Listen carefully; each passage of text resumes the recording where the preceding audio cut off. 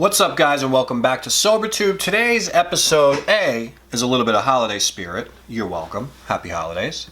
And B, it's about the first 90 days. Now, the first 90 days are definitely where you can go right or you can go wrong. You can choose your program, which I used to call Brian Anonymous, which fails every single time, or you can go with the program. The first 90 days, when you first get out of a drug rehab or a detox, it's kind of like being born. You go, whoa, what is this place? Is this the world? Are we surrounded by normal people? And how do I fit into this place? I've been under the influence of something every single day when I had to, counteract and react and interact with this planet. How the heck am I going to do this? And it can go two ways. It can go good or it can go bad. It could be lonely or it can be filled with people that want to help you. That's really up to you. So in the first 90 days, here's some good advice. The first 90 days, go to a lot of meetings. Go to the meetings that are close to your home. Go to the meetings that your friends are at.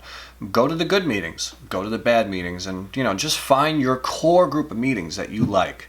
Don't go to a meeting that you hate every single day and go, this meeting sucks. Just go to the ones that you really like. Keep it simple, dude.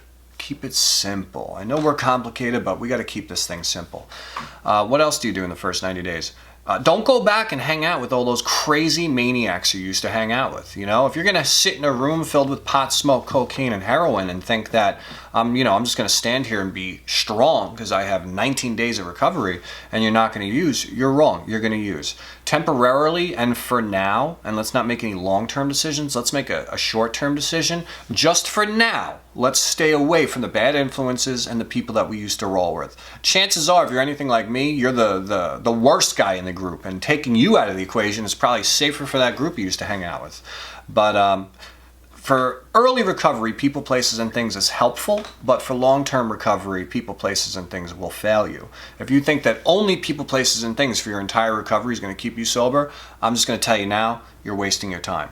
All right? That's only good for early recovery. You can avoid things in the beginning while you're trying to educate yourself, but don't think that that's going to last forever. Sooner or later, you're going to have some type of recovery and take the addiction that's inside of you and put it to rest, to put it into a remission, just like a cancer, and to put that thing to sleep. So the more that you hang out with the wrong people and you go to the wrong places and you do the wrong things in early recovery, is kind of just like pumping your addiction full of steroids, man. And sooner or later, that beast is going to break out. And it's going to be worse than ever, man. I've never seen anybody relapse and be like, that relapse was no big deal. Most people relapse and they go, holy cow, that wasn't even fun at all this time. Hang out with family and friends, the ones that'll still talk to you and the ones that still love you, even though you just tore their lives apart and created a hurricane and a tornado and a tsunami in their lives for however long you were using from. Treat the 90 days like it's a diet, man. What happens if you eat good for 90 days straight? You'll probably look a little sexier. What happens if you, are involved in a program for the first 90 days? Your first 90 days, welcome back to Earth, will be spent doing something positive. I've seen so many people get out of rehab and detox and they're like, beatings suck. I don't want to sponsor. I don't want to do that. I don't want to do this. That's your same addict attitude, man. And we want to take that attitude and just leave it in the past, man. Leave it where it belongs, somewhere else, not in your life. You're a lucky person if you made it and you're sober now. You get a chance to live two lives, the life of an addict criminal and the life of a person in recovery. The first 90 days can be very scary, but let me tell you something. It's okay that it's scary. Remember what didn't scare you. That should make you be alarmed. You were never afraid to put a needle in your arm and inject some weird bag of powder that you got from some guy with no teeth and cook it up in a spoon and inject it into your arm. That doesn't scare you, but seeking recovery does. The idea of not being high scares you. Clearly, you need a cleansing and you need to reevaluate and you need to fix things. Get to know yourself. Work on yourself. Fix yourself.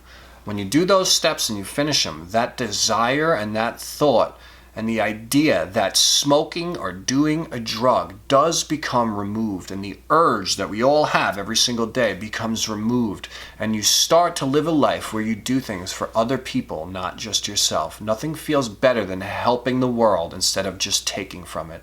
We become givers and not takers. Set yourself up for success. Work hard. Put as much effort as you do into your recovery as you did into your addiction. Put as much effort as you did into getting high every single day, into getting yourself better. Invest in you. Invest in life.